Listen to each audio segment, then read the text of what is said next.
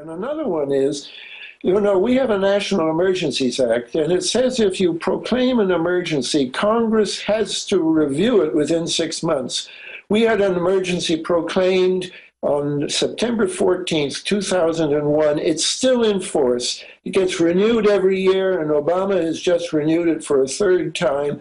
Congress is required by law to review that and hasn't done it. And when a congressman and I tried to get a campaign going here, ask your congressman why this is not happening.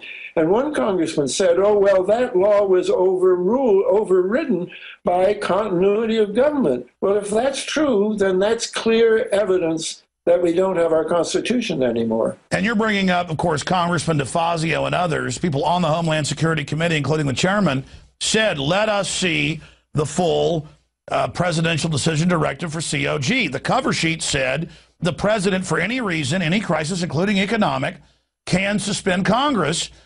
And they were told, you're not high enough security clearance. And for those that don't know, the Congress is co-equal to the president in power, separation of powers, legislative, judicial, executive. If you really read what most of the founders said, and Thomas Jefferson, really, Congress, because it's more diverse, is really even more powerful than the president. And here's Bush saying you can't see this, and now, as you said, Obama has continued this. This is just dreadful.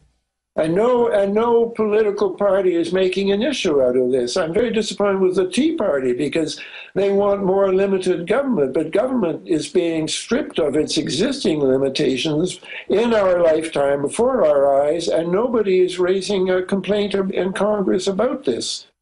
The republic is dying with a whimper, not a bang.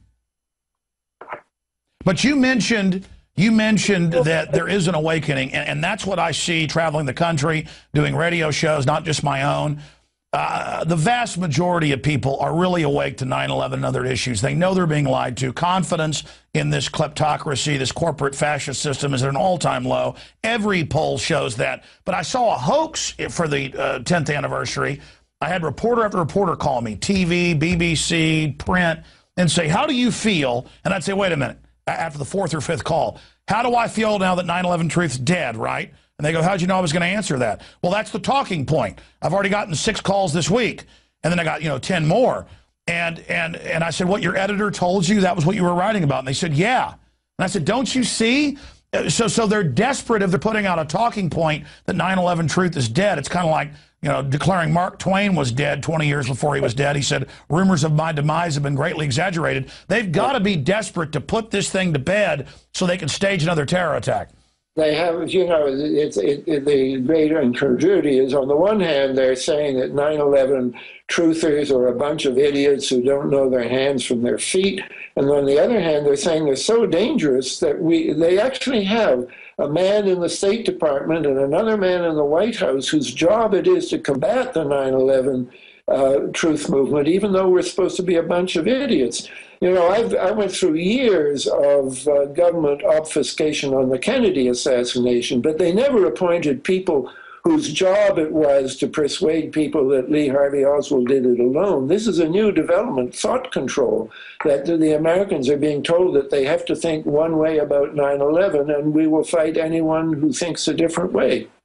Peter Dell Scott, that is very well said, that they've had to have Cass Sunstein and others, White House regulations are saying our #1 mission is infiltrate 9/11 truth, get them infighting, put out ridiculous conspiracies to stop them. They could bring us down, but then separately, these people are morons. And we're like, but we have the police on tape saying, get back, they're going to blow up 7.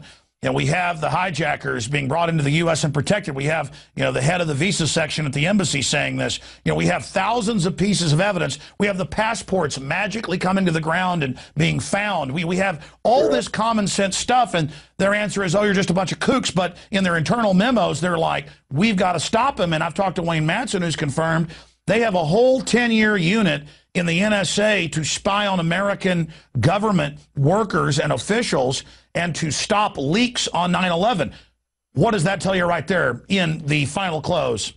Well, I just want you, because you have a big audience here, much bigger than I normally get, and what they should be demanding that the political process of this country deal with the law breaking that has gone on about 9/11, the CIA withholding vital information from the FBI, vital information that could have prevented 9/11 from happening.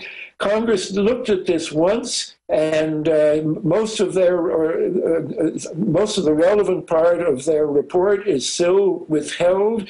That report should be released in toto, and there should be a new investigation. And people listening to this show, it's their job to get Congress to do its job. It certainly is. Mr. Scott, is there any particular site or book you'd like to point people towards?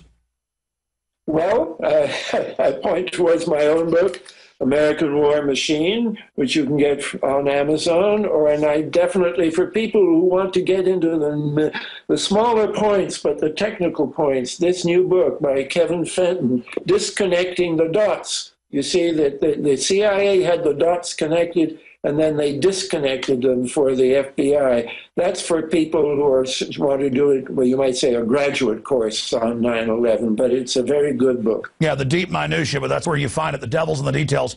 Peter Dell Scott, Professor, great having you on with us. Thank you very much. Well, that's it for this extended transmission, another week of InfoWars Nightly News. I want to remind all of the viewers out there that all of this is listener-supported.